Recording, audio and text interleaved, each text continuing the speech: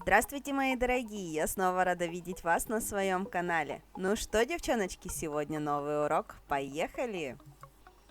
Эти ноготочки у меня на канале вы видели. Клиентка их относила с огромным удовольствием.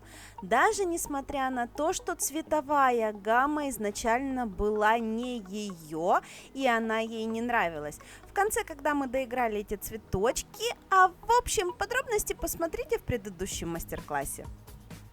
Мы же тем временем приступаем к коррекции. Как обычно, снимаем излишки материала фрезером, убираем длину, потому что этот человек длину у нас не носит, хотя, в принципе, мы уже за, наверное, 1,5 года работы с этим человеком договорились, что форма ногтей у нас может быть и квадратная, и овальная, и обе формы нам подходят.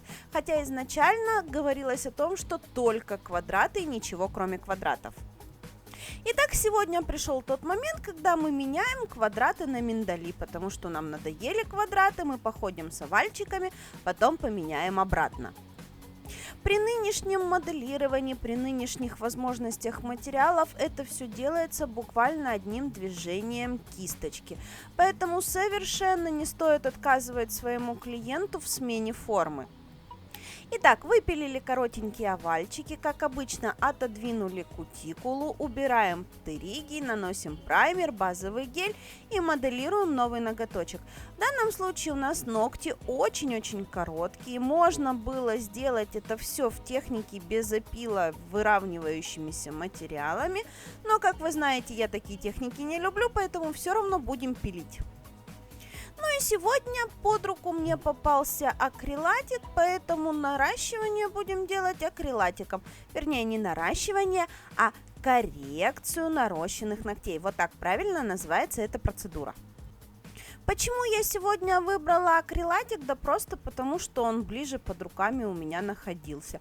Поэтому берем любой совершенно материал, ни в чем себе не отказываем и делаем из него моделирование.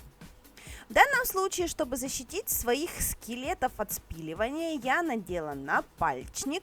И здесь я еще не додумалась, что на большом пальце можно слегка подрезать резиночку, чтобы она большой пальчик не давила. Поэтому напальчник у меня очень сильно скрученный и висит на кончике пальчика. Потом меня все-таки осенила эта волшебная мысль, что можно все-таки разрезать вот эту вот резиночку, и тогда напальчник на руке сидит очень хорошо. Уже было много вопросов по поводу, где я взяла эти напалечники. Я вам оставлю ссылочку в описании. Ну а теперь покрываем наши ноготочки. Итак, у меня новый, любимый моими клиентами цвет этого сезона. Я вам номерок тоже оставлю в описании. Уже очень много клиентов покрылись этим цветом. И несмотря на то, что говорит нам Pantone, мои клиенты говорят, что цвет этой осени это именно вот этот вот терракотовый с шиммером. Кто вспомнит, тот помнит, что таким терракотовым мы уже с вами кого-то красили.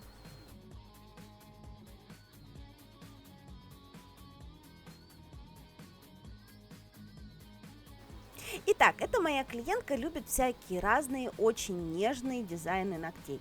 Поэтому я на вот таком вот довольно темном цвете рисую полупрозрачные складки ткани.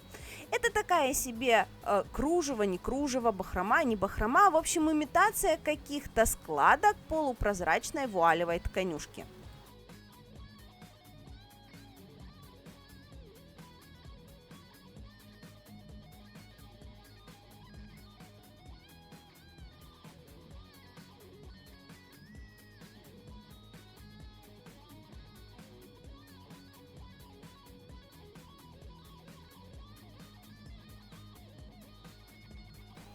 После того, как полностью просох наш подмалевочек, я приступаю к прорисовке. Прорисовываю краюшки, сразу же закладываю складочки.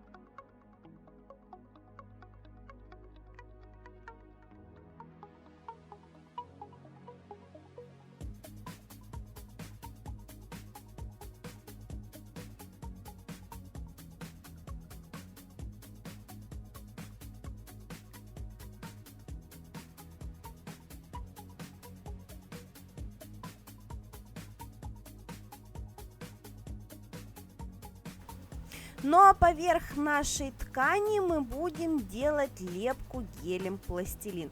У нас будет малюсенький, красивусенький цветочек, который нас ни к чему не обязывает, который очень нежненько расположится на нашей ткани и составит нашу композицию.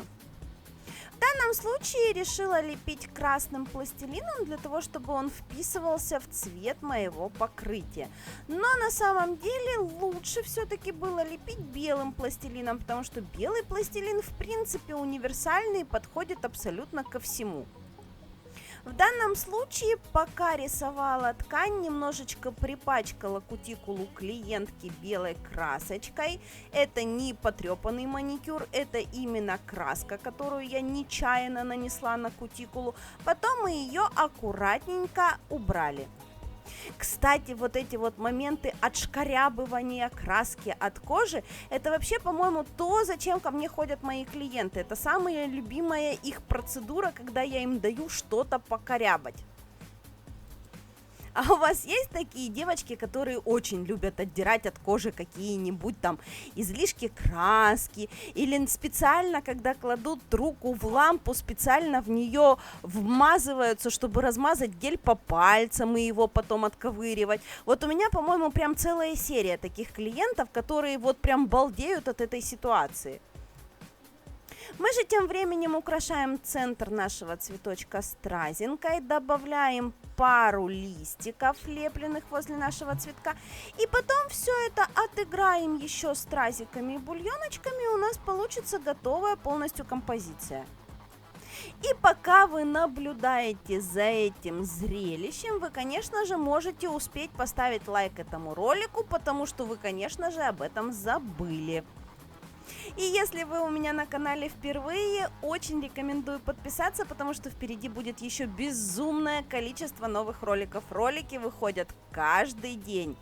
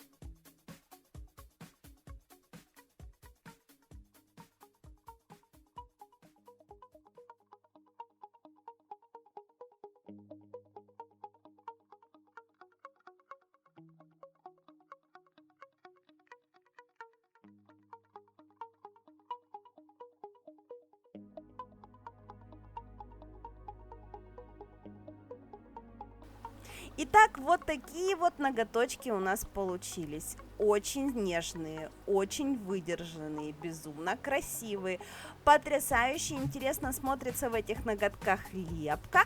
Клиентка сказала, поносит, расскажет, как будут носиться вот эти вот торчащие на пальчике лепесточки. У меня же на сегодня для вас все. Надеюсь, вам понравилось. Надеюсь, сегодня было вам со мной очень интересно. Я с вами увижусь в новых уроках. Всем до новых встреч. Пока!